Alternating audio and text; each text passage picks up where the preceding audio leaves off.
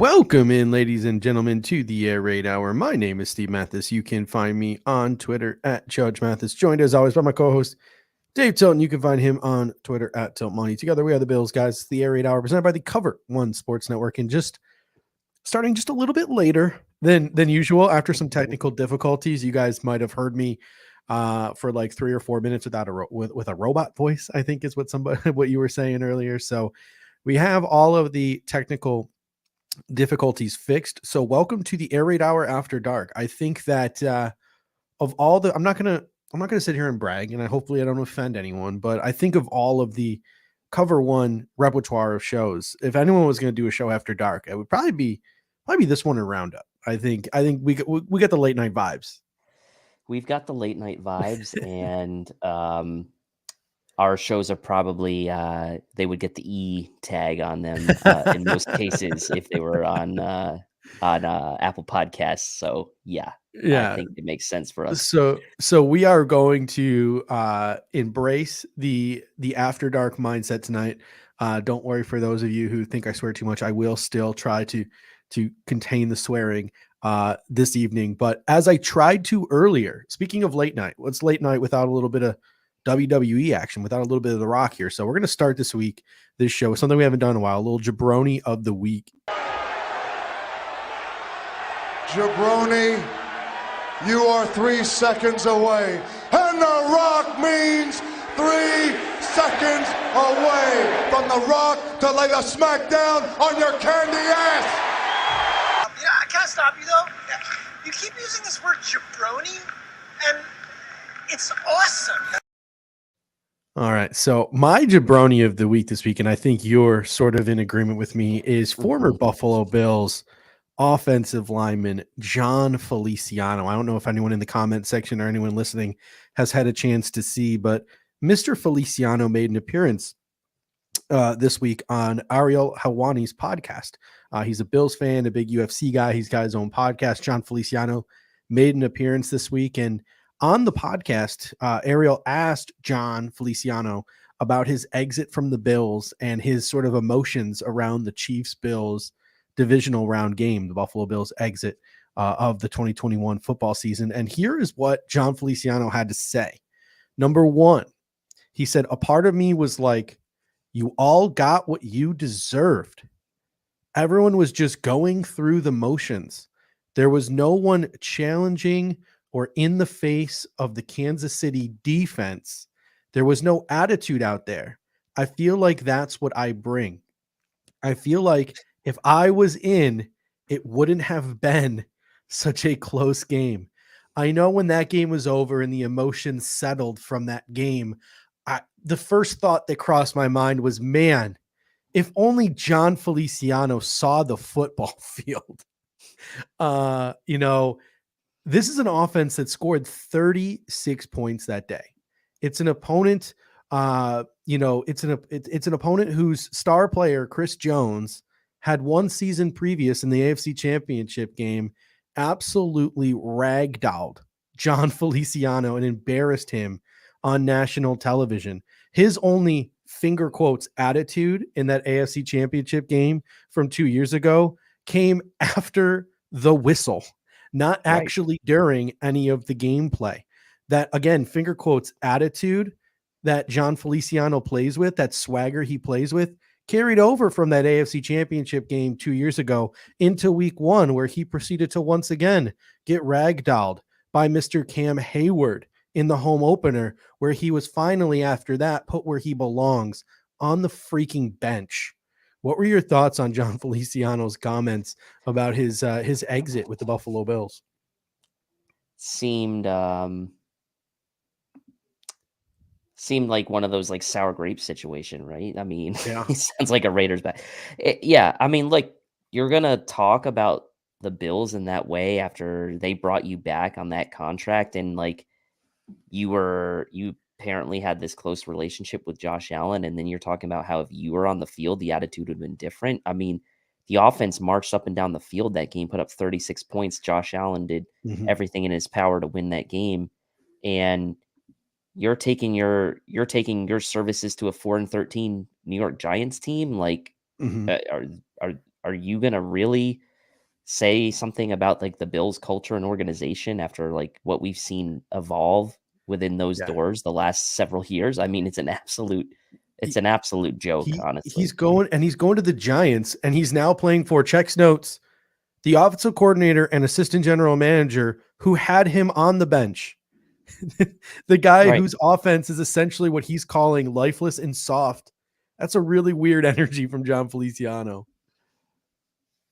It's a really weird energy, and I mean, it's not like he's going into a room of strangers, right? He's got Brian Dable as his head coach. He's in the same offensive line coach too. So awkward. So awkward. I think I think Aaron Quinn said it best. He had a tweet where he was essentially just rattling off pro football focus statistics. In the 2020 AFC Championship game where Jon Feliciano was the starting left guard, Allen was sacked 4 times, pressured 30 times, and hit 6 times. In the 2021 AFC divisional game where Ryan Bates was the left guard and Jon Feliciano was the left bench, Allen was only sacked 2 times, pressured 18 times, and hit a whopping 0 times. So something tells me the Buffalo Bills offense is better when Jon Feliciano is where he was, and that was on the sideline. So I don't think you'll find anyone who thinks the offense was the Buffalo Bills that football game. Nope. Bitter about getting cut and taking some shots. But again, right? Like, this just tells me that the Bills made the right decision in letting him go, right? And, you know, people were coming to his defense today too on Twitter, and you're more than welcome to come to his defense. And some of the things that they were saying was valid. Like, well, you know, that's what any competitor's mindset is. Like, it would have gone better if, you know, you're on the field, because you have to have that belief in yourself. But to say you all got what you deserved, that's sour grapes to me. And then second of all, just because you have the right to say it and just because you have that mindset doesn't mean it's not stupid and idiotic, because I have been on his ass since day one. You know, my comment today was I wasn't going to. So Roman's comment here is Judge has been on Mongo's ass since day one. I love it. He saw through the BS bravado and just looked at the play. My issue with Feliciano always was the fact that I felt like his place on this football team had a lot more to do with the fact that he liked to play video games with Josh Allen, and Josh Allen liked to play video games with him, than his actual play on the football field. And, you know, just absolute sour grapes. And like I said, I'm not trying to gatekeep anyone. Like, if you were a fan of Jon Feliciano was here, you're still a fan, you want to defend his comments, etc., like, that's all fine and well. Like, you have your own opinion, but dude's my jabroni of the week, because man, that what was going to be a boring day on social media turned a little bit of fun, getting to ragdoll Jon Feliciano the way Chris Jones and Cam Hayward ragdoll him on the football field. Yeah, I mean, the content makes itself, man. Coming up on a Thursday show, didn't really have a jabroni of the week, and then Jon Feliciano gives us that gem. So by the skin of our teeth, we got a jabroni of the week right before the show started. You know, we used to talk on the show a lot about Nick Wright, right? And like, well, people are just making fun of Bills Mafia for the clicks. People are doing this and saying this for the clicks. It seems like the new it thing is having a podcast guest or having a host of your show being a football player or a basketball player. I'm thinking of Pat Beverly and his recent sort of exploits on ESPN, having like role players or, you know, non-Hall of Famers who have just massive sour grapes get behind a microphone and just talk smack about players that will always be better than them, and just just letting their sour grapes just be spread. It seems to be the new thing, because ESPN's doing it with guys like Pat Bev, and now Ariel's given Jon Feliciano the microphone to go do what John Herring says sounds like a scorned ex-girlfriend. So super interesting. But since we did start super late tonight, let's move away from the Jon Feliciano talk here to start the show, and let's move on to our main topic of the show. And our main topic of the show tonight, just like Monday, we broke down the AFC East. Today, we're going to break down the AFC North. The reason why we're going to be breaking down the AFC North, because the Buffalo Bills play the AFC North this season. Week 4, we're at the Baltimore Ravens, 1 p.m. on CBS. The very next week, week 5, we are at home, a little bit of a chance at redemption against the Pittsburgh Steelers, 1 p.m. on CBS. Week 11, we are versus the Cleveland Browns, so in Orchard Park, 1 p.m. on CBS.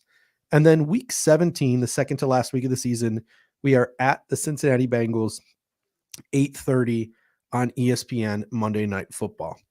What are your sort of initial thoughts before we dive into the teams and everything, just about the AFC North in general and what that division is looking like heading into the 2022 season?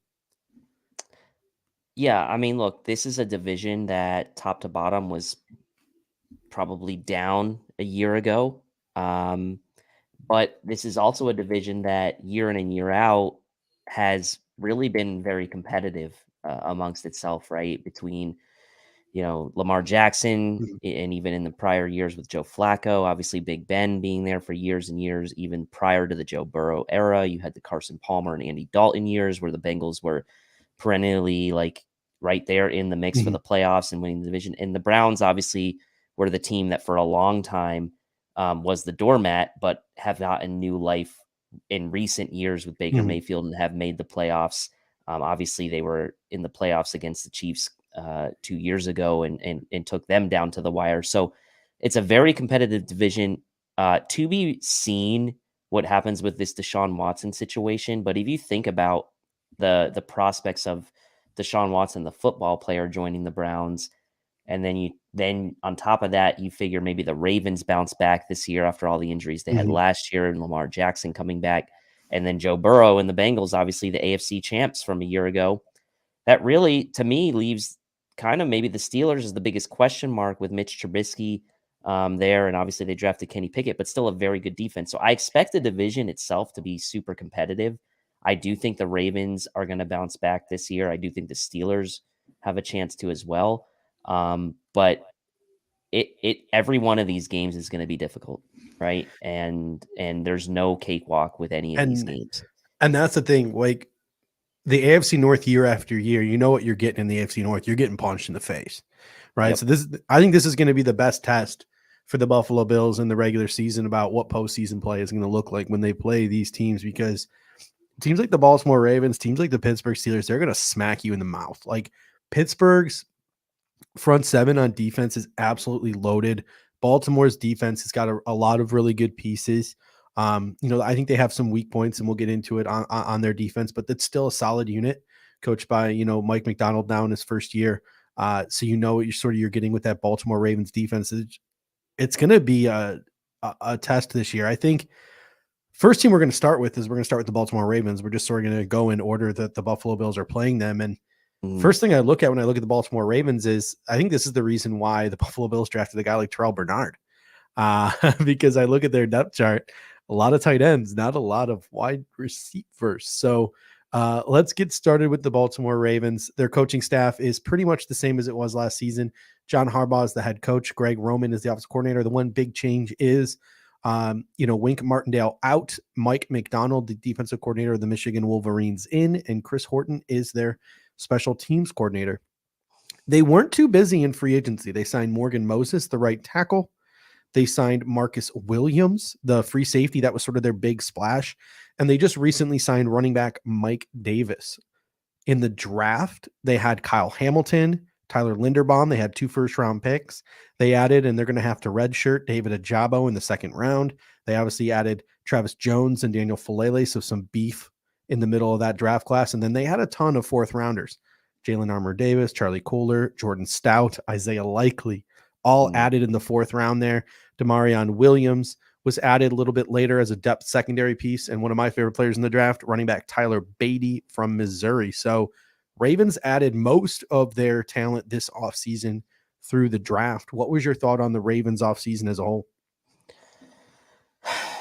I liked their offseason, and I think the Ravens were smart in realizing that they were a year removed from being in that playoff game with the Bills and being, that close to going to the AFC Championship game against the Chiefs. John Harbaugh, to me, is an excellent coach, and I think realizes that, like you said, this division punches each other in the mouth every year. In when we play these teams, it's going to be a punch in the mouth. So the Ravens offseason really, to me, Looks like a very steady-handed approach, right? You've got like you mentioned, Zietler coming in, Morgan Moses coming in free agency, but most of their damage being done in the draft, and they weren't afraid to make moves that potentially were going to get questioned. It's funny, they made the trade during the draft. They traded Hollywood Brown to the Cardinals, and you're like, wow, the Ravens got a first-round pick for Hollywood Brown the same time that the Eagles trade away or get a first round pick for or the Titans get a first round pick for AJ Brown. So in that regard, you feel like the Ravens got, got a better deal if you just compare the two, because Hollywood Brown, a lesser player than AJ Brown. So during the draft, ton of guys that we liked, obviously, like you said, Tyler Linderbaum kind of headlining that, coming in to play center for them, but just solid all around draft, solid offseason, not overreacting too much to how things went last year where they finished under 500, didn't make the playoffs. So this is going to be a very good team this year. I think that they will bounce back, and I think they're going to be a really, really strong team. Yeah, they added Kyle Hamilton to that secondary. They added Tyler Linderbaum up front. I think Ajabo is going to be a great red shirt for them, and he's going to be a pass rusher across from sort of Odafe away for a long time to come. Travis Jones, Daniel Falele, those are all guys that sort of great trap. Yeah, Jalen Armour-Davis is a good depth secondary piece because their entire secondary was just hurt last year. Charlie Kohler, Isaiah Likely, give them some slot options, and they can do some of that tight end stuff. This was essentially a draft where they said, we're all in on Greg Roman and Greg Roman's scheme, which is super weird. Like I've been saying for years, they need to fire Greg Roman and let Lamar Jackson be a quarterback. One of my Josh Allen's rookie year, when Lamar Jackson was going off, winning the MVP, doing all that stuff, I just kept saying, like, and I was highly critical of Brian Daboll. I was just like, do some stuff with Josh Allen that the Ravens do with Lamar, like play into that a little bit, sort of protect your quarterback a little bit, play into his strengths, etc. But essentially what Brian Daboll's game plan was, and Greg Tomsett, me and him had this conversation a couple of years ago. We had a great conversation. He was just like, Brian Daboll just told Josh Allen, this is what an NFL quarterback is. This is what an NFL quarterback does. Go out there and do it. Sink or swim. Be an NFL quarterback or don't be an NFL quarterback.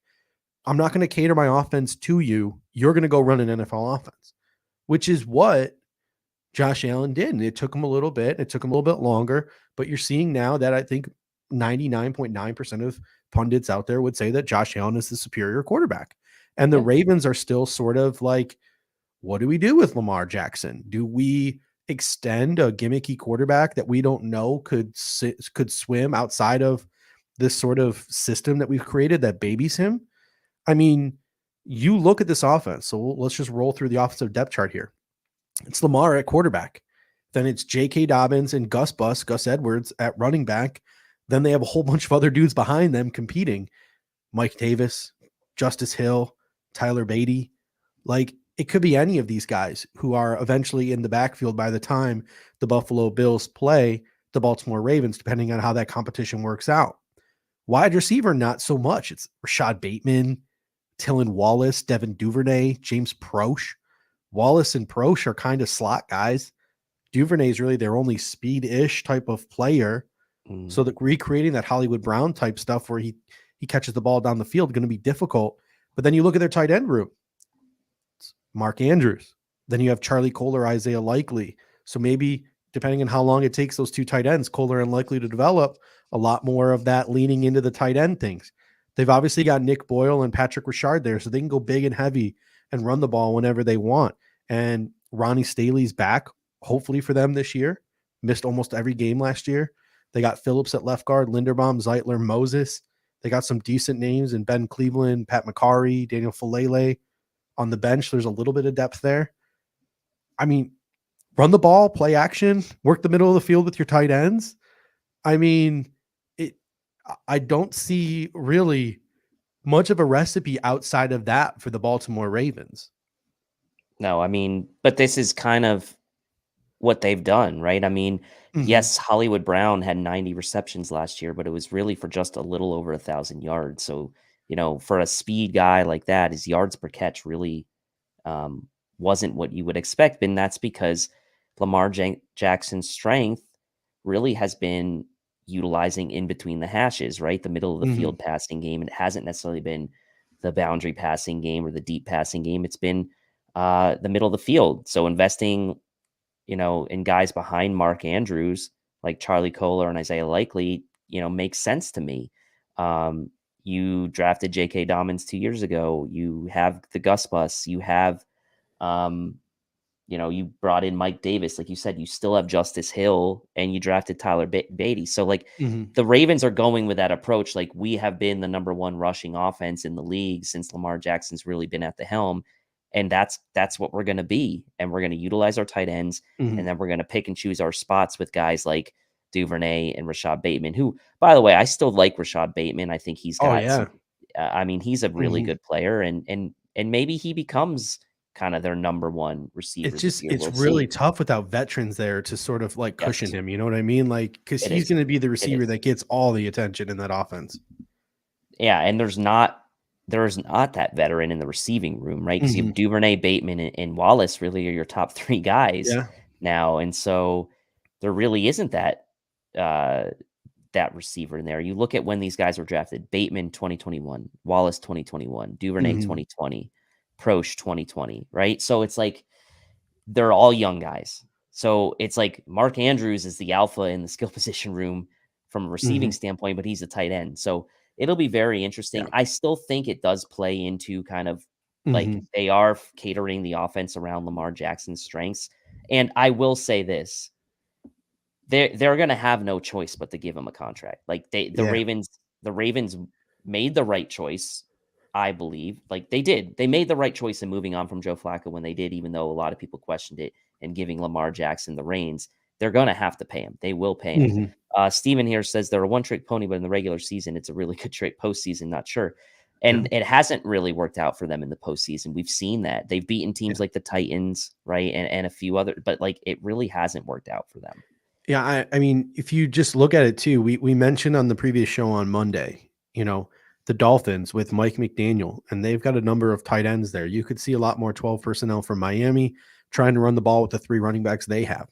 New England with, Jonnu Smith and Hunter Henry and the plethora of running backs that they have.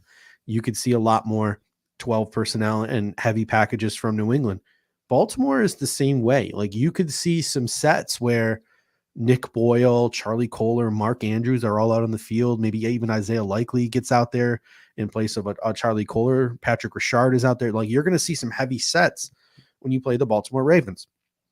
We all still have nightmares from last year when the Buffalo Bills played the Indianapolis Colts and they ran the ball down our throats, and the Buffalo Bills did not have a pivot throughout the entire game. They didn't have another personnel package outside of nickel that they felt comfortable, that they felt confident in going to. The Bills, even though they've added more 3 techs and 1 techs, have gotten beefier up front. We were missing Star Lotulelei that game. I believe we're also missing Matt Milano that game, so it was tougher to go to the nickel sets. But now we can get out of sort of that nickel set with Terrell Bernard. So again, they did a great job, Kendall and Anthony and Eric, on the BF Film Room. I highly encourage you to go back and watch Tuesday night's episode of the Film Room if you haven't, where they break down Terrell Bernard and talk about some of the reasons why Terrell Bernard could be important to the Buffalo Bills this season. And he's not just possibly a backup in case Matt Milano gets hurt in a special teamer. Team like Baltimore Ravens is where you might legitimately see Terrell Bernard deployed a ton, because even though you don't want to take Teron Johnson off the field, sometimes you gotta. Yeah, I just think it just gives the Bills flexibility, right? Like, one thing we've seen from the Bills defense, and I believe Eric's pointed this out, and others have, is right. They're not a super complex defense when it comes to scheme or things like that. But Ravens aren't a very complex offense either. but the Bills expect their 111th, every guy to always be in the right place at the right time, and that communication is key.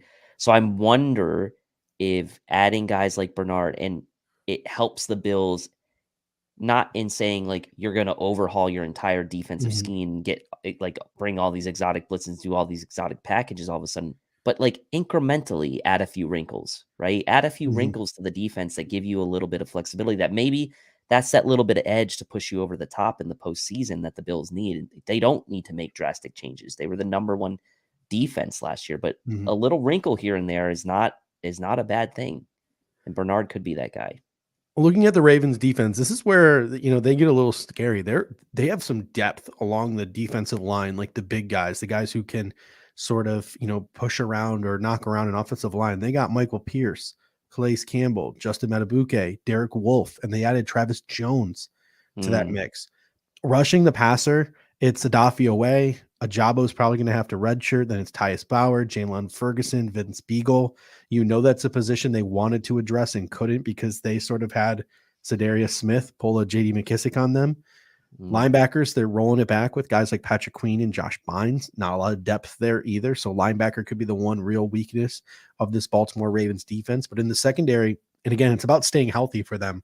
Marlon Humphrey and Marcus Peters at corner. They've added Jalen Armour-Davis to sort of buffer that in case there's an injury. In the slot, they got guys like Brandon Steven and Demarion Williams, who they just drafted. And you could see one of their three safeties move to the slot too, because they got Chuck Clark, Marcus Williams, their big free agent addition, and Kyle Hamilton from Notre Dame. So maybe even you see Hamilton up there playing a little bit of maybe some pseudo linebacker because they do have those three safeties to play with. But really intimidating defensive front. They have named players in the secondary, but they lack some pass rushers outside of Adafi away. I think their linebackers are weak, and their DBs always seem to have depth issues. So I don't think this Ravens defense is maybe as good as some pundits want to give them credit for.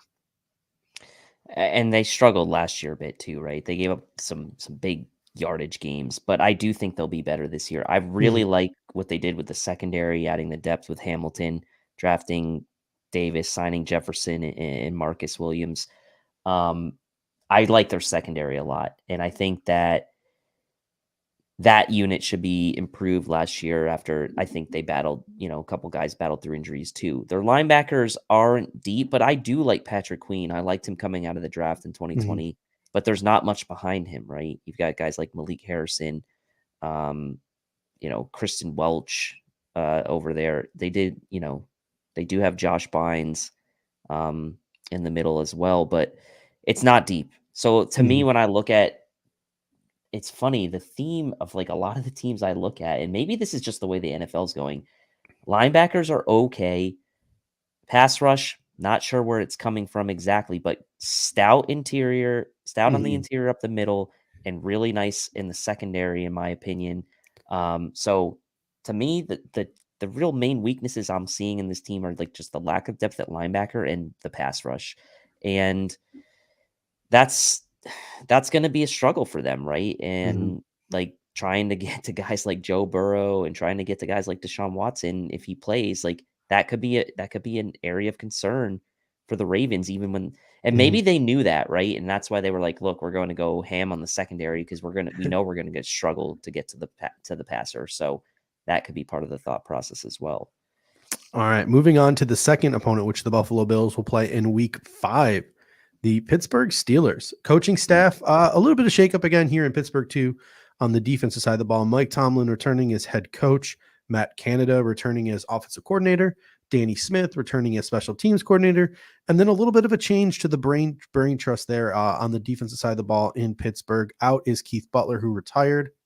In was senior defensive consultant, longtime NFL defensive coordinator Terrell Austin, along with assistant head coach and linebackers coach Brian Flores, who's probably going to have a huge imprint on that defense as well. Looking at what the Steelers did in free agency and via trade, they added obviously former Buffalo Bill Mitchell Trubisky. Who knows whether he'll be the quarterback to start the year or whether they're going to roll with Kenny Pickett. Kenny Pickett was arguably the most pro-ready of all of the quarterbacks in the draft class. They added Anthony Miller and Miles Boykin to the wide receiver competition. I think those guys are going to get washed out with what they did in the draft, which we'll get to. They added James Daniels, big ticket interior offensive line free agent. They as well as Mason Cole, Jernard Avery, Miles Jack, another former Bill, Levi Wallace, DeMonte KZ, and Gunnar Olszewski, the kick and punt returner. So the Steelers were fairly active outside of James Daniels and Miles Jack, and I guess Levi and Mitch. I wouldn't say there was any really big free agent signings from the Steelers, but what were your thoughts on some of the moves that the Steelers made, not in the draft, but free agency? I like James Daniels. I thought if the Bills were going to maybe lose Ryan Bates in free agency or wanted to pony up for a like a name guard, if you will, I thought James Daniels could have been a really nice fit for them coming from Chicago, would have been a scheme fit. So I like James Daniels, and I think the Steelers were right to go after a guy like that, knowing that that offensive line has been an issue for them the last couple of years, struggling to get anything going on the ground. Obviously, Najee did what he could last year, but still like yards per carry, I think under 4, right? So trying to help that running game by signing a guy like James Daniels. So I like that signing, but you're right. The rest of it, the rest of the free agent period, not a ton of flash. But I also think that the Steelers probably in a similar vein as the Ravens feel like, hey, look, our roster is good enough. Yeah. We don't have to go out and make a huge splash necessarily, because in reality, when you look at the Steelers roster, they've pretty much been, and they have been like a quarterback away, if you will, with Ben Roethlisberger in the decline. They just need that quarterback position to hit, and I think they have a good enough roster to do damage. So, Yeah, their GM Kevin Colbert pretty much said like, "Hey, my goal is to get a starter at every position and then get into the draft." So he was sort of taking that Brandon Beane approach of, "I want to be able to draft the best player available in the draft." And you can sort of see that because a lot of the Steelers draft picks, which we're about to roll through, sort of canceled out some of their free agent signings. They added Kenny Pickett, which sort of maybe cancels out Mitchell Trubisky. They added George Pickens and Calvin Austin. They added Anthony Miller, Miles Boykin. So guys like George Pickens and Calvin Austin could force them off the roster. Gunnar Olszewski, the return specialist. Now you have Gunnar Olszewski and Calvin Austin. Do both of them make the roster? So again, you see some redundancy there. They added DeMarvin Leal to that defensive line. Connor Hayward, brother of Cameron Hayward, the sort of fullback tight end flex. Mark Robinson, the linebacker. And then this last one was a head scratcher for me. I think this was definitely not a draftable prospect. And Chris Olodequan, the quarterback from South Dakota State, the fact that he was drafted and Akil Glass wasn't, and Akil Glass has only gotten a training camp or a mini camp invite, still rubbing me the wrong way. I don't know what NFL GMs are thinking, but Chris Olodequan of South Dakota State was their last pick. What do you think of the Steelers draft in general?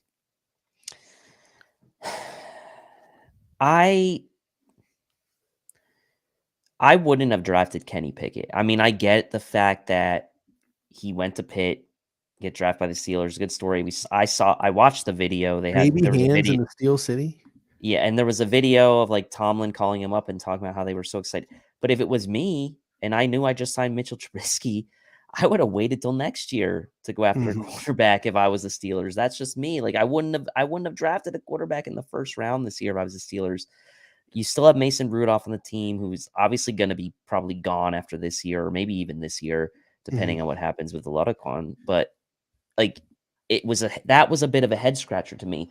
I like the players Pickens and Austin in a vacuum as complements to each other, different types of receivers, obviously. But where are they going to fit now after you just signed guys like Anthony Miller and Miles Boykin? Like, are those guys going to be on the outside looking in? Because obviously you have Deontay Johnson and Chase Claypool as your top two. Who's going to slide into that slot role? Is it going to be Calvin Austin? Is it going to be a guy like Anthony Miller? Like, I don't know. But I thought their draft, like, they lost it for me when they went after Kenny Pickett with their first round pick. And then you saw too kind of how the rest of the draft played out. Like, no one else picked a quarterback for for forever, basically what it felt like. So it just was felt odd to me. It felt a little bit forced. I wasn't a huge fan. This is 2 years in a row where I feel like the Steelers were very like Madden-esque in their drafting, or very fantasy football-esque in their drafting, where they drafted a lot of flash and but not a lot of sort of like meat and potatoes type of players in the draft, which I think is just odd when you think about the Pittsburgh Steelers. And I think you're going to see it. Someone in the comment section just said their offensive line is still kind of weak, even with the addition of James Daniel. let's roll through their offensive depth chart here. It's either going to Yeah. be Trubisky or Pickett by week 5 when the Buffalo Bills play them. It's Najee Harris, and then it's Benny Snell. So like Benny Snell is still their RB2. You have Deontay Johnson, who still hasn't fixed the issues he's had with drops. Chase Claypool has sort of had an up and down start to his career. You saw some of the issues he had last year. George Pickens is added to that mix now. Calvin Austin to go along with Miller and Boykin. At tight end, they got Pat Freiermuth, Zach Gentry. They also have deeper down the depth chart have Jace Sternberger, who could be a solid reclamation project for them. But then their offensive line left to right, Dan Moore Jr., 5th round pick out of Texas A&M last year, Kevin Dotson, Kendrick Green at center, but he had an up and down year last year. I think he might actually be technically second on the depth chart behind Mason Cole. They still got J.C. Hassenauer as well, James Daniel at right guard, and Chuks Okafor at right tackle, with only guys like, Joe Haig and Hassenauer and Mason Cole as depth. So again, the QB is going to be better than end of career Ben Roethlisberger, but by how much? The lack of depth at running back, like Harris is going to be that dude this year. Like he should probably be like the first overall pick in fantasy drafts. I wouldn't be shocked. Maybe they play a little bit of Calvin Austin at running back, like to try to take some of the load off. It's a wide receiver room riddled with question marks. A lot of sort of different individual issues for a lot of their top of the depth chart receivers, and an offensive line that is still going to hold them back, even though they are a little bit better. So I look at that Steelers offense and I'm like, I like this player, but I just don't know how it's going to gel. I can't sit here and prognosticate how it's going to work. No, I mean, the Steelers, as we'll get to in a second, they're going to be relying on their defense this year to keep them in games, I think, and a little bit of the maybe Trubisky magic, knowing he's got a little bit of mobility, obviously a ton more mobility than Ben did late in his career. So that's something that maybe the Steelers are looking at, thinking, hey, maybe we can get some off script plays with Mitchell. But I look at the receivers and I'm kind of with you. I like Deontay Johnson a lot. I actually like Chase Claypool. Mm-hmm. What role is George Pickens? Like, who's the alpha in this group, right? You don't have, I don't see an obvious name of someone who's like taking this group by the horns and saying like, okay, like roll with me. Like I'm going to take you guys. Is it Deontay Johnson? Yeah. He's been plagued with drops, but he's had some very nice moments, and Chase Claypool has had a ton of flash, but inconsistency. So like, what is that group going to look like? Could George Pickens emerge maybe as an alpha type? Like possibly, but I don't know about this year. By week 5. And that offensive line still, like you said, it still doesn't look great. Like James Daniels is the best player on that offensive line. But it still doesn't look great. Like they're going to have trouble protecting Mitch Trubisky. But here's the thing though, like if the Buffalo Bills didn't exist, I feel like I would be a fan of this football team, because it's like a very likable roster of like plucky underdogs at like almost every single position. I kind of like this roster just from like a likability standpoint, which is different from sort of like previous renditions of the Pittsburgh Steelers, who I've come to like loathe since they've been sort of some semi-rivals with the Buffalo Bills over the past couple of years. But Pops Mafia comes in and says, is Levi covering Diggs? So let's take a look at the defensive depth chart here. Along the defensive line, Cam Hayward, Stephen Tuitt, Tyson Alualu, DeMarvin Leal, who they added. They had Wormley. They have Loudermilk, who they drafted last year. They have, obviously they have TJ Watt rushing off the edge. Alex Highsmith, who I'm pretty high on as a relatively decent young pass rusher. Jannard Avery, they added. At linebacker, they added Miles Jack. They have Devin Bush. They have Robert Spillane, who's a linebacker that I've always liked over the years. And then in the secondary, it's Levi Wallace and Akila Witherspoon on the outside. It's Cam Sutton in the slot. And they're relatively deep at safety. Obviously, their starters are going to be Terrell Edmonds and Minkah Fitzpatrick. But then they added DeMonte KZ and they added Kelvin Joseph as well to sort of round out the depth of that secondary. So they have some nice little depth safety options there. Absolutely stout front. An elite pass rusher and another, I think, good pass rusher and a guy like Highsmith. Solid, not spectacular linebackers. Where I think the Bills are going to have success is outside of Fitzpatrick, all of those secondary guys. Like you can, if you're the Pittsburgh Steelers, you can scheme a defense to be successful with all those guys I just mentioned. But when you're playing Josh Allen Levi Wallace, Akilah Witherspoon, Cameron Sutton, Terrell Edmonds, like those dudes are going to get exploited. Yep. The Steelers are banking on the front seven, right? For this. I mean, and How they it's beat us not the first time. Yeah, and it's not necessarily different from last year. Like you said, I mean, they have 2 new starting corners. Like they realized that like their secondary, on the outside maybe wasn't what they wanted it to be or had it been with like guys like Joe Hayden in the past and Artie Burns and like guys like that who were not very good. So at least they're trying to kind of revamp the boundary with those corners with Levi and Akilah. Like, so they're going after solid, if not spectacular guys and hoping that Minka Fitzpatrick can kind of be that alpha in the middle. But like the real story of this defense is rushing the passer, right? They've got TJ Watt, they've got Cam Hayward, they've got Alex Highsmith, and they even have Devin Bush who can do a little bit of that as well, who I really like. So this defense, it's all about the front seven, generating pressure, forcing quarterbacks into early throws or mistakes, and hoping that they have enough on the back end to kind of cover up any kind of deficiency they have. Which, by the way, I'm not saying it's a bad secondary, right? I actually think it's like an improved secondary from what they had last year, but it is definitely the weakest part of the unit. Caveman coming in says, is this the year that Mike Tomlin has his first losing season? We're going to get to this towards the end of the show, but I don't think so. Like, this roster is better than the roster they had last year by a country mile, like by a wide margin. But the thing is like, did they do enough? Because the rest of the division, the Ravens are getting healthier and reloading, retooling through the draft. The Bengals have obviously risen in that division, and the Browns added Deshaun Watson, whether he plays or doesn't play. That's a question we're going to have to get into in a little bit, but I can't see the Pittsburgh Steelers having a losing record. I think they'll be teetering a game or two above 500. What do you think? At least that's at minimum. I'm going to take a quick look at their schedule while we before we transition to the Bengals here. While you do that, I do want to. I forgot to talk about special teams, and special teams is important. It's 1/3 of the game. Ravens still have Justin Tucker. They added Jordan Stout, and they got Devin Duvernay as a return man. So that's a really above average unit there in Baltimore. I think Stout might have been the best punter in the draft, even though we did get the punt god. So all the punt god fans, I'm sorry. I do think the Ravens got the best punter in the draft, at least situational punter in Jordan Stout. And then the Pittsburgh Steelers have Chris Boswell, who's been relatively solid for them for years. Harvin is their kicker or their punter. He's all right. And then they have 2 good returners in Pittsburgh now. It's no longer close your eyes and hope that Ray McLeod fields the punt. It's Gunnar Olszewski and Kelvin Austin. So another, definitely not up there with Baltimore, but they got some dangerous return men there in Pittsburgh and some decent kick and a decent kicker and punter. So Sam Koch retired today. He made it official. So Jordan Stout is the new punter there in Baltimore. So I can't forget the special teams. We're gonna make sure we mention the special teams with Cleveland and Cincinnati. It's 1/3 of the game, people. 1/3 of the game. Punters matter too.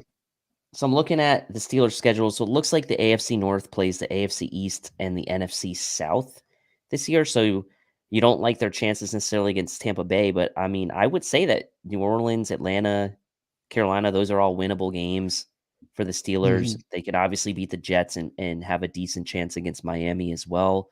And the division's going to be tough for them. So like right around 500 seems about right for them. Maybe a game over or a game under, but I think they'll be around 500.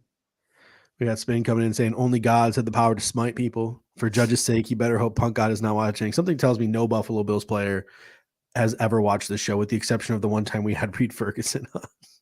Hey, we had former Bills player Naaman Roosevelt on one time. That's true. That was probably the highlight of my life. I'm not gonna lie to you. Don't tell my wife.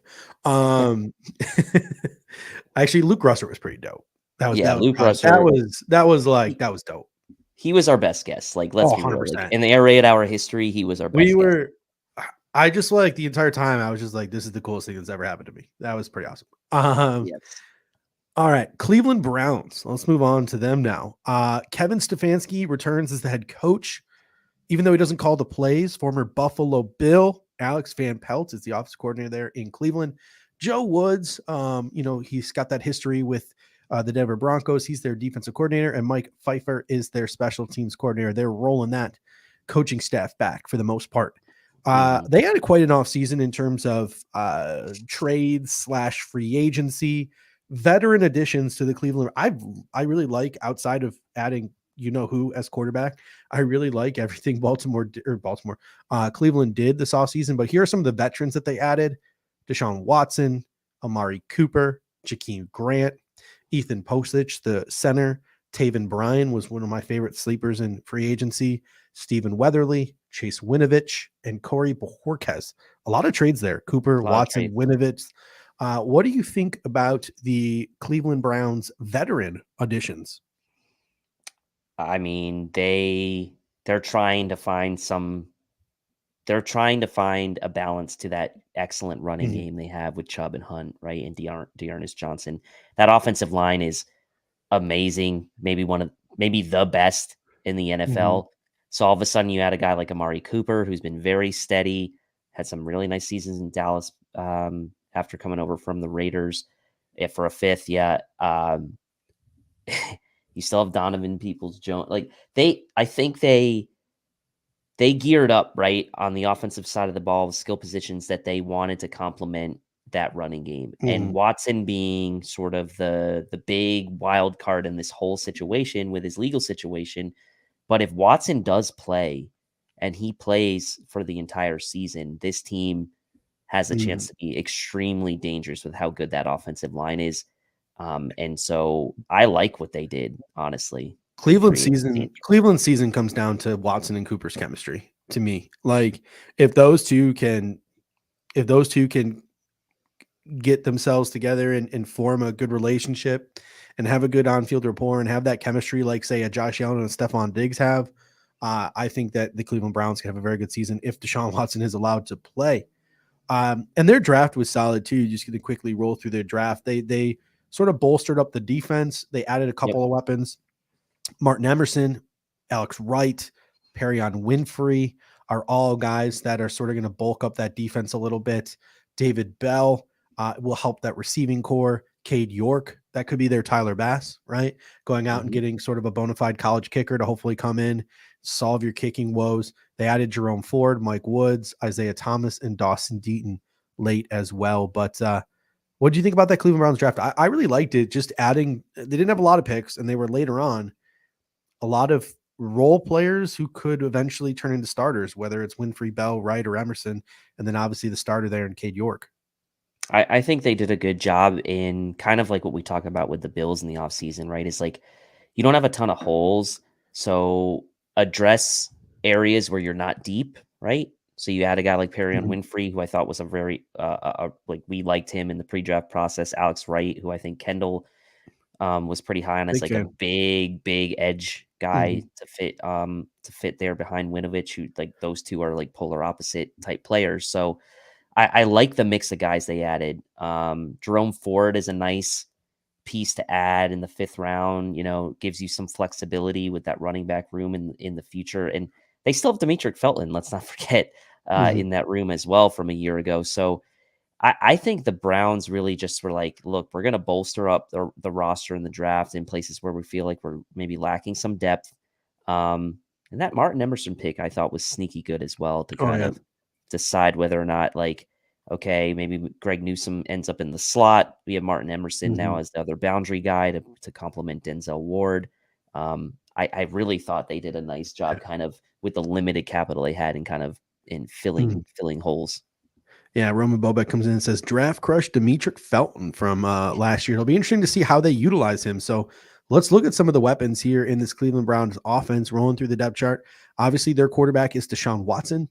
If Deshaun Watson is suspended, it will likely be Jacoby Brissett, even though hilariously Baker Mayfield is still on the roster.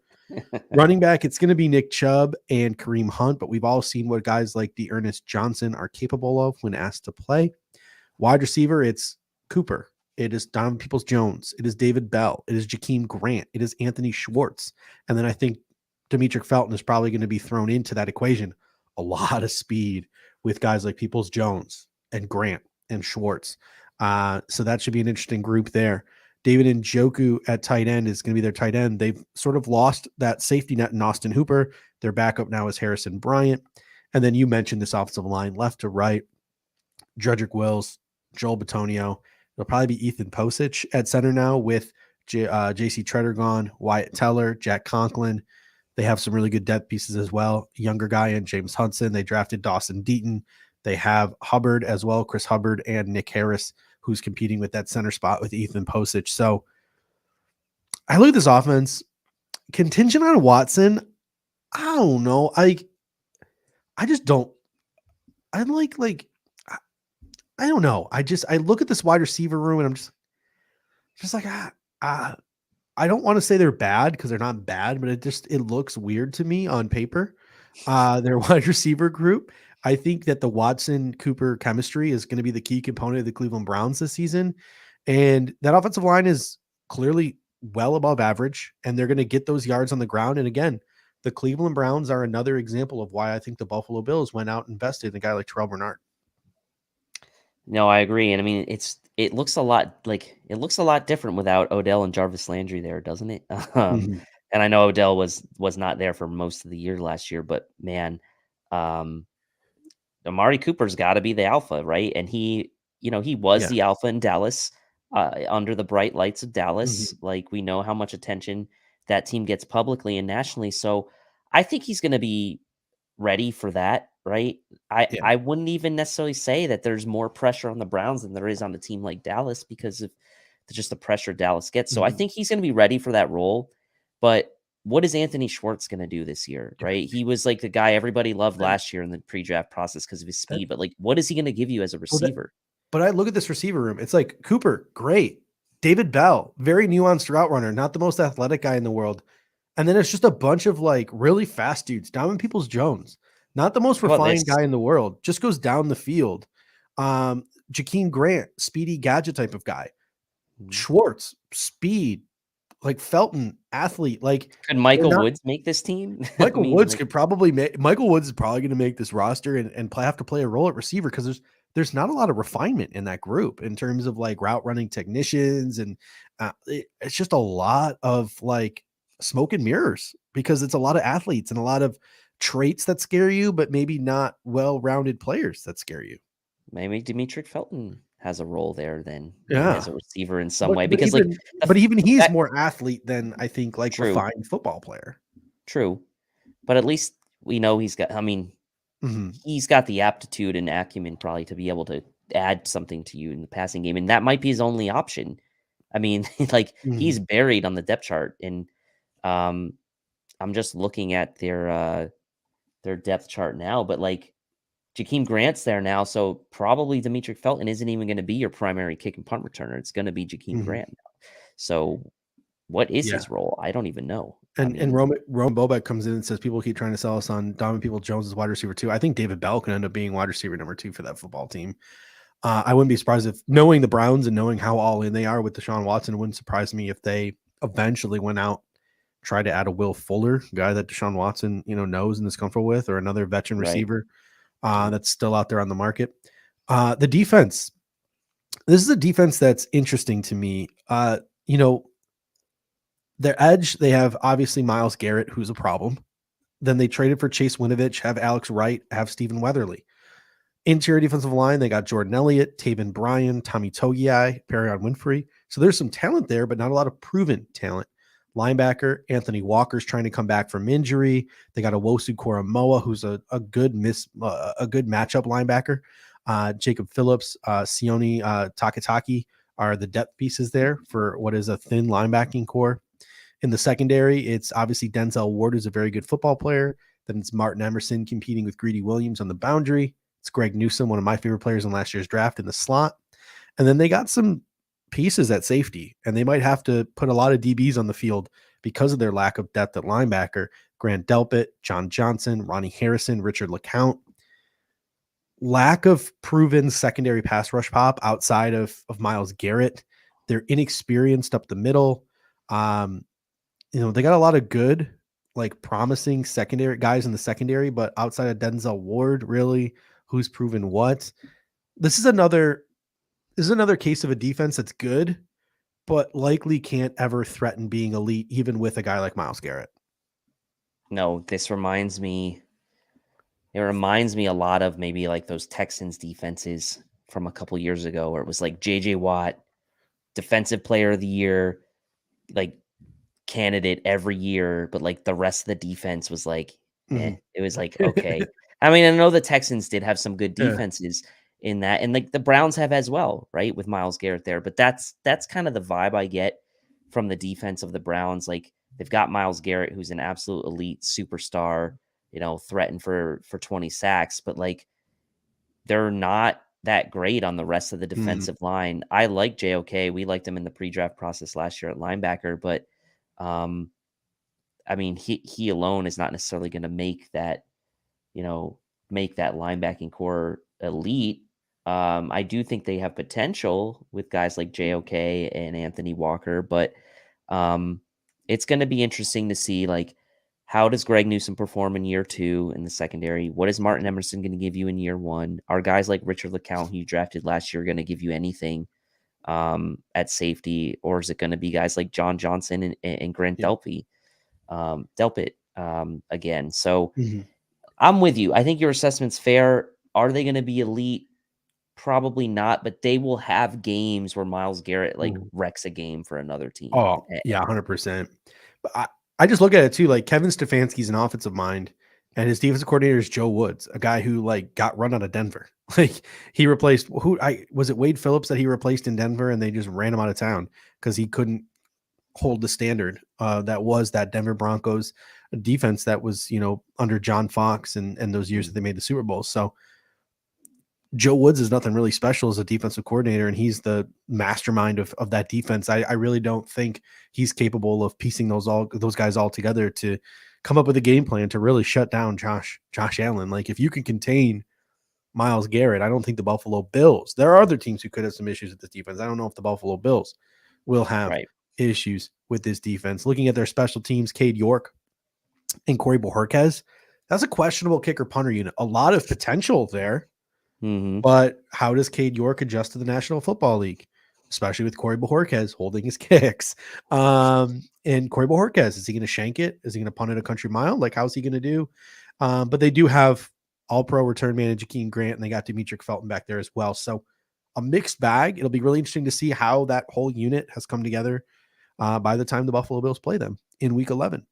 And that leads us to the final team here in the AFC North, and that is the Cincinnati Bengals, the defending Super Bowl runner-ups. The coaching staff remains the same. It's Zach Taylor coming back as head coach, Brian Callahan as offensive coordinator, Lou Anarumo as defensive coordinator, and Darren Simmons as special teams coordinator. So they're running back that coaching staff.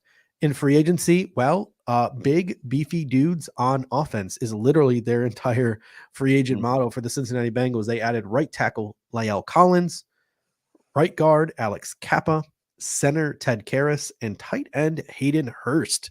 What were your thoughts on the Cincinnati Bengals beefing up that offensive line? I mean, kind of a similar story to the Steelers, but I think they did a better job than the Steelers, right? I mean, the Bengals and Steelers both had some of the worst offensive lines last year, and like, I mean, we all remember the clapback from good old God, why am I blanking on his name right now? Former Bill. Why am I blanking?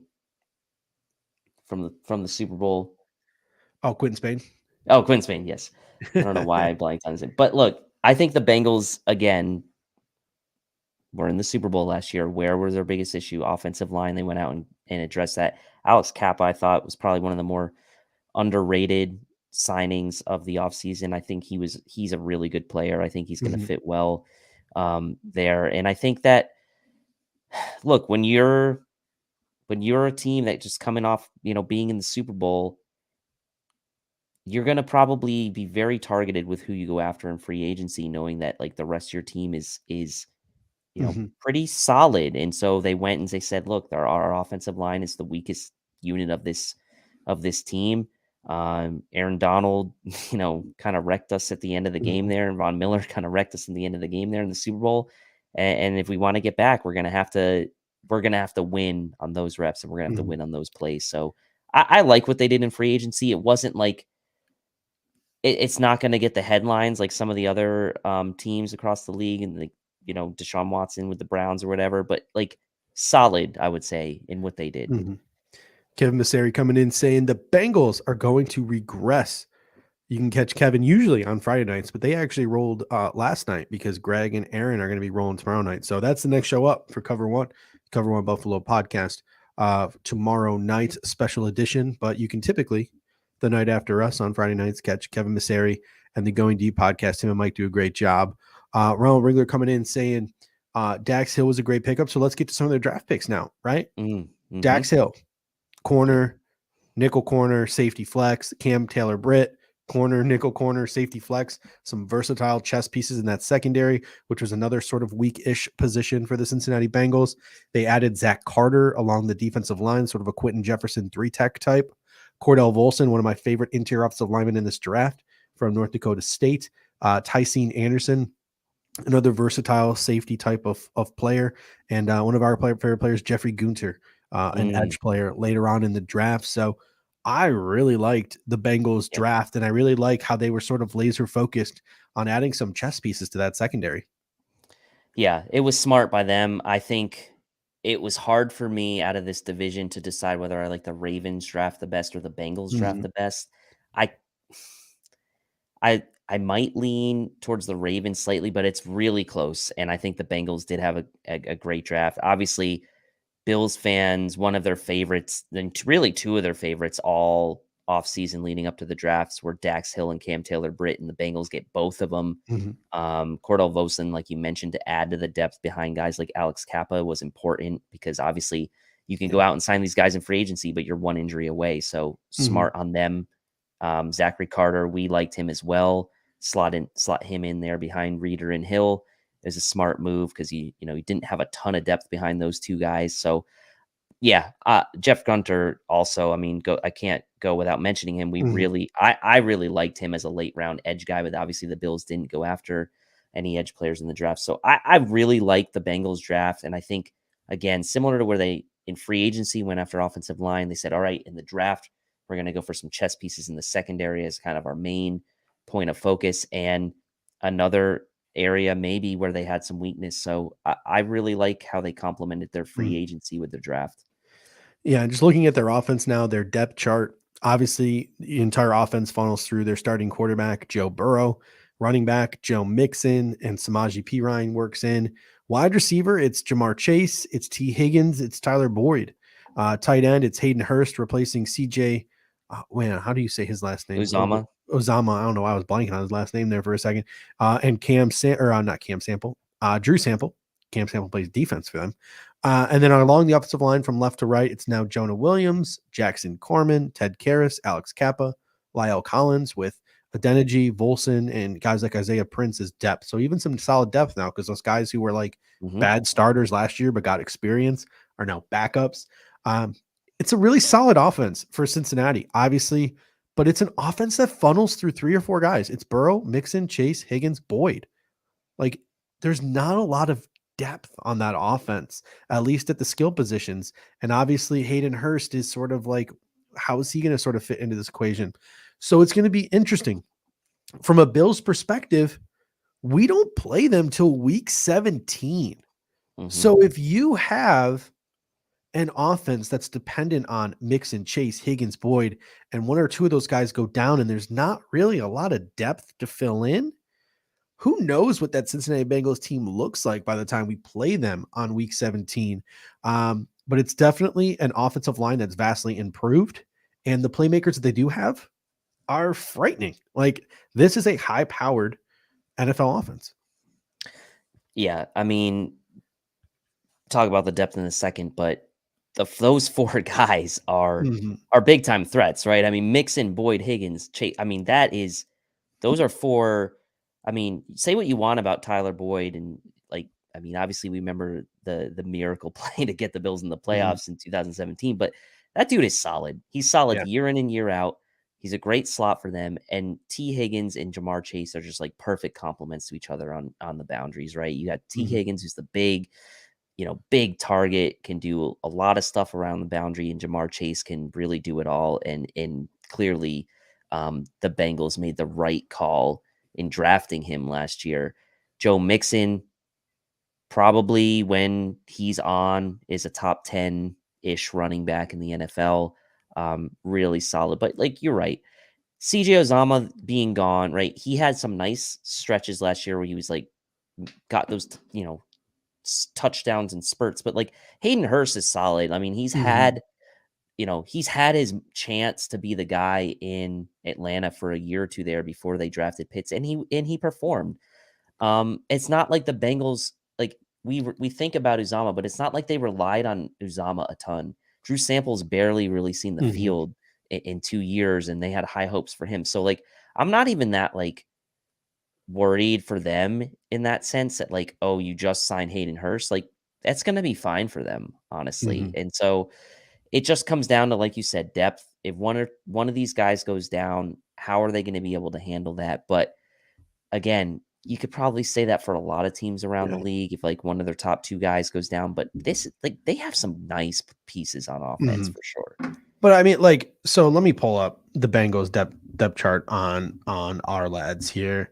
But so because Steve Lynn comes and Steve makes a great point. He says if Diggs goes down, what do our wide receivers look like? Well, that's a great point because the Buffalo Bills could be in the same boat. But like you look at like the back half of the Bills, and maybe I have Homer glasses on, but I look at like names in the back half of our depth chart, like Marquez Stevenson, Isaiah Hodgins, etc., compared to like some of their names, Javon Halai, Trenton Irwin, Puka Williams, a converted running back. So like that's the thing. Like you look at a depth chart and you have your big 3 or 4 guys, and then there are like some name dudes, and there's just like missing some like at least name recognition on their depth chart. So that could be maybe just me having my Homer goggles on. But listen, week 17, you never know what rosters are going to look like by then. So it should be interesting. Looking at their defense, they lost some dudes on this defense, especially on the defensive line. But Trey Hendrickson and Sam Hubbard return. They got Joseph Osai, Cameron Sample. I used the right sample this time. Jeffrey Gunter is sort of some depth pieces rotating behind them. You got DJ Reader and BJ Hill coming back. And then again, you're counting on some youth. Tyler Shelvin is going to have to come out of his shell and play a little bit more this year. Zachary Carter, Josh Topu, linebacker, 2 of our favorites here at the Air Raid Hour, Logan Wilson, NC State guy Jermaine Pratt, a really good linebacker duo there. And then their secondary is where it gets interesting, right? Because they have a Woozy, they have Eli Apple, they have Mike Hilton as sort of their boundaries and their slot. And then they have Von Bell and they have Jesse Bates at safety. The question is, where do Cam Taylor-Britt and Dax Hill fit into that equation? Because you know that those 2 guys are really talented. They were their first round pick, their second round pick. They're going to work their way into the lineup somehow. So does Dax Hill play the boundary and take Eli Apple's role? Does Dax Hill go over Mike Hilton in the slot? Does Dax Hill go over Von Bell at safety? Like, where does Dax Hill fit into the equation? Same with Cam Taylor-Britt. Does Cam Taylor-Britt work the nickel? Is he a boundary? How do they use guys like Cam Taylor-Britt? And they obviously have Tyson Anderson in there as well. So versatile secondary pieces, but we need to see how it plays out. Really good linebackers and great starters on their defensive line, but unproven depth with potential. I like this Bengals defense, but again, this is a team where what's wrong with me? Like, am I too confident as a Bills fan that I keep looking at these AFC North rosters, and same with the rosters we looked at last week? And the only rosters we've looked at over the last 2 weeks that like has made me like poop my pants a little bit is the Miami Dolphins. Like I look at these rosters, I'm just like, okay. Like there's some talent there. Like, what are your thoughts on this Bengals defense? I think the Bengals defense there's not a lot of holes, right? I mean, now there's not a lot of holes, but I wouldn't say they're like necessarily, I don't want to use the word elite because that gets thrown around too much, but like they're not special, I guess maybe I could say in any, I mean, maybe they're special up the middle with DJ Reader and BJ Hill. They do have Trey Hendrickson. So like maybe you could say their defensive line, but I see kind of what they're doing with the secondary in a way. Cause it's like, okay, we're trying to really overhaul this secondary. Eli Apple, had some issues last year to say the least. Are we, confident in what we can get out of Von Bell and Jesse Bates at this point? Probably more so with Bates than Von Bell, but like you've given yourself options now if you're the Bengals and what you've done with the draft, because you draft Dax Hill, Tyson Anderson, Cam Taylor-Britt. The commonality between all 3 of those guys is they do all all three of those guys have some versatility to their game. So in a way, if you're the Bengals, you can kind of mix and match throughout training camp, kind of figure out where guys fit best. And like you could end up with a secondary that looks totally different than it did a year ago. And that could be for the best for them. So I think as a team that was just in the Super Bowl, obviously a lot of people, including us as Bills fans, don't believe they were the best team in the AFC, and they clearly weren't, but they made a special run, as Greg said in the comments. They're taking the approach of like, we're going to draft guys and we're going to put guys on the team that are going to give us some flexibility come training camp so that we potentially can be a special team in 2020. They went on a special run and then they didn't do anything to sort of like mess it up. You know what I'm saying? Like they didn't break it. They didn't do cocky. They didn't get too full of themselves. They didn't go too all in. Like they played it smart. They beefed up that offensive line. They went out and they added those chess pieces in the secondary. So we'll see how it plays off for them. They're obviously a stud young kicker in Evan McPherson. Let's see how maybe the Super Bowl antics play out. I know their special teams coordinator, Darren Simmons, wasn't happy that he was like watching the Super Bowl halftime show. They bring back Kevin Huber to punt, and then they got Trent Taylor and Chris Evans as their sort of return guys. So I think that's the weakest return guy we've seen since we've started doing these preview shows. Trent Taylor might be the weakest punt returner. And he's not terrible though. He's not terrible. He can catch it and he can run a little bit, but like, definitely probably the weakest return man I think we've seen since. I guess that's not a knock on Trent Taylor, but he's no Jakeem Grant or Gunnar Olszewski or Calvin Austin or Devin Duvernay. So poor Trent Taylor. He just happens to be the worst in the AFC North. All right. So went a little bit later tonight, obviously, as we had got that late start due to some technical difficulties. Apologies for that. So let's close it out by sort of just now maybe comparing and contrasting the teams in the AFC North here. And let's do what we do best here. Let's power rank them. So people in the comment section, let us know. And Dave, I'm going to start with you. If you're power ranking the AFC North, best team to worst team, how are you ranking them? This one could go a lot of different ways. I'm going to put the Ravens first. I know the Bengals were in the Super Bowl last year, but I just have more confidence, I think, in John Harbaugh to get that team right. I think Lamar Jackson's still a super special player. He's only 3 years removed now from being the MVP. I think they had a really, really nice draft.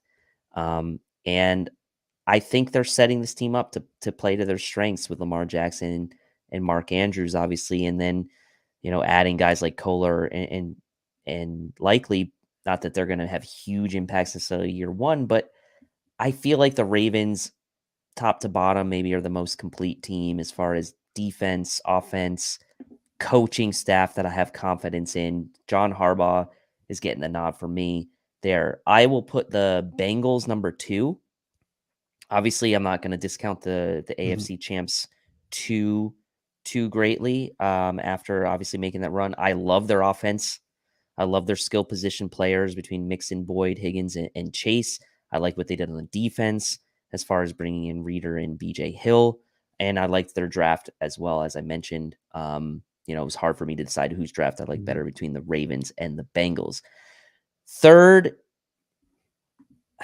I'm gonna say third. Yeah, and this is a great point by Roman. If Watson plays, I think the Browns are third and the Steelers are fourth. If Watson doesn't play, then the Steelers are third and the Browns are fourth. But so, and that's just kind of how I see it. I think Watson makes a big difference for the Browns, but there's still that chemistry question. They have an excellent running game and offensive line, but not so sure. I think the Browns have the weakest defense of all 4 teams in the division. And then the Steelers, obviously the big question there is what's going to happen at quarterback. What's Mitchell going to be able to do for them? Is Kenny Pickett going to play? Obviously a very good defense, and they have some talent at the skill positions, but with so many questions at the quarterback position, I can't put them higher. So Rantingly comes in and makes a really good point here. He says Bengals, Ravens, Steelers, Browns. I think QB consistency will be the most important factor in a loaded AFC this year. So obviously the Bengals have Burrow, the Ravens have Lamar, the Steelers sort of We don't know whether it's going to be Kenny Pickett or Mitch Trubisky. And then the Browns, who knows how long they'll have Deshaun Watson this season. Right. Steve Lynn comes in and says Cincy, Pittsburgh, Ravens, and the Browns. I'm going to go a little out of left field here. And I think it's really tough to power rank the AFC North this year because I think any one of these teams could gel together and sort of be like the peak Tennessee Titans level type of team where you don't know exactly how they're doing it, but they win like 13 games and you're like, what? Really? Like I look at that depth chart and I'm like, how are they the number one seed in the AFC? Like I feel like all 4 AFC North teams are capable of sort of being that type of team this year where you look at them and you're like, how are they the best team record wise in the like in the AFC? So I'm going Steelers number 1. I am going with the Pittsburgh Steelers number 1. And I know that's not going to be a popular pick. And I'm probably going to get a lot of flack for that in the comment section, but Mike Tomlin's never had a losing record, number 1. I think they finally have a pulse at quarterback and they have enough playmakers on that offense to score points this year. And to me, it's all about the defensive line and the pass rushers. Brian Flores is there now. Terrell Austin is obviously in there. Both of those guys have their hands in that defense. Cam Hayward, Stephon Tuitt, Tyson Alualu. They added DeMarvin Leal. They got TJ Watt, Alex Highsmith. They added Miles Jack at linebacker. I just think there's so much talent in that front 7 that they're going to enforce their will upon teams this year. And they're just going to mess teams up the way they messed the Buffalo Bills up week 1 last season. And that's a team they're going to win ugly, but I think they're going to win a decent chunk of football games. So I'm putting the Pittsburgh Steelers as number 1 in my AFC North power ranking. Number 2, I'm going to put the Ravens just because I think they'll play solid defense. They'll run the ball. Lamar will make the plays he needs to make to score. Then I'll put the Bengals next on that list, and then I'll follow up with the Browns. But man, this is tough. Any one of these 4 teams could win the division. Biggest toss-up, I think, in the NFL right now is the AFC North. It's going to be crazy competitive. Like, it's cool the Bills are playing all these primetime games, so I can just sit back on Sunday and watch AFC North football because it's going to be a dogfight, man. It's going to be nuts. Yeah, and the whole Deshaun Watson situation obviously adds a big wrinkle into that too, because all of a sudden, if he's in the mix, then maybe the Browns come out and they put up that, sort of surprise and win that division too. It really could go a number of ways, but think about the quarterbacks, and let's just assume Deshaun Watson does play, right? You've got Deshaun Watson, you've got Joe Burrow, you've got Lamar Jackson. I mean, those are 3 of the best in the NFL. And then the Steelers there with like Mitchell or Kenny Pickett. And that's partially why I had the Steelers lower, just because of the quarterbacks. And I know quarterbacks wins are not a quarterback stat, but those 3 quarterbacks, if Watson's there, it's going to make it hard for the Steelers, I think, to make too much noise in that division. But you never know. That defense could be the difference. So they definitely, I would say this, I do think the Steelers have the best defense of any of these teams in the division. All right, so let's get to the final question here. And the final question is, what record do the Bills get against the 4 AFC North opponents this year? So by the time the season is over, what is our cumulative record? So everyone in the comment section, let us know. All 3 of these teams are capable of beating the Bills, I think, on any given Sunday. I think the Bills will be at a 60-40 to 55-50 type of advantage in most of these games. But this is a division that plays a brand of football that just absolutely brutalizes you. And it brings out sort of your ugly side, and you have to sort of win some of these games ugly. So I'm going to go with Roman Bo back in the comment section here. I'm going to go 3-1. I could see us going 2-2, but if we do go 2-2, that really seriously dings our ability to get a number 1 seed in the AFC. So I'm going to go 3-1 because at the end of the day, as tough as all 4 of these teams are, there's no easy win unless Deshaun Watson's not playing. There's no easy win. These are the games that get you ready for the postseason. These will be some of the better tests for the Bills in terms of teams that will be physical with you at the line of scrimmage and play that playoff brand of football. So let's hope they can come out of it 3-1. But at worst 2-2, but that it does affect the 1 seed. I am happy that in a way that the Bills play the Ravens and Steelers early-ish in the season. I think those will be two really good tests for them. Obviously, they get the Steelers at home and the Ravens away, but early enough to where it'll be a good measuring stick to see where the Bills are early in the season. I'll say 3-1. I think that, honestly, to me, I think the most likely game they lose is the Ravens. But I think, the Browns, see what happens with the Deshaun Watson situation. Obviously, the Bills struggled against the Browns a couple years ago in that sort of tough, hard-fought game. We remember when the Bills kind of stopped the Browns on the goal line for like 7 or 8 straight plays. That was a tough one, right, for the Bills, and ended up losing that one. But I think they can. I think they can handle the Bengals. That'll be a Monday night game, super late in the season. I do think the Bills will be ready for that one in prime time, and I do think they'll get their revenge on the Steelers from last year. So I'll say 3-1 just for now. Jason Taylor, I love the confidence he comes in. He says 4-0. All right, ladies and gentlemen, that was the AFC North. We will be back on Monday with the NFC North. Let's talk about little Kirk Cousins. That should be fun. So we'll be back on Monday with the NFC North. I want to thank you guys so much. Thank you for sticking with us through the technical difficulty. Sorry for the late start. Hopefully you enjoyed the air raid hour after dark. I guess it just ends at the normal time our draft shows ended at. Maybe earlier, actually. But we thank you so much. If you are watching before you head out, smash that like button if you haven't already. Super appreciate that. If you're listening on demand, first of all, thank you for getting this far into the show. You can always smash that like, helps us with the algorithm, and leave a comment, helps us with the algorithm as well. And we will make sure that we check the comment section. If you have a question, a comment, we'll make sure that we respond to you in one way, shape, or form before Monday's show. And if you're listening in audio form, podcast, Spotify, Apple Podcast, etc., subscribe to the show. Leave us a nice review. We would really appreciate it. And of course, if you are a fan of the Air Raid Hour, you like this show, the number one thing you could do for us to help us out is to share the show. A share is always appreciated. Just a word of mouth, a text message, an email, a telegram, whatever. I guess that was my best Anthony Prohaska impression. It wasn't a good one, but just going outside the box with sort of my promo here. But thank you guys. Like, seriously, you drive the show. You're absolutely incredible. We love interacting with you week after week. Dave, any closing thoughts before we head out here?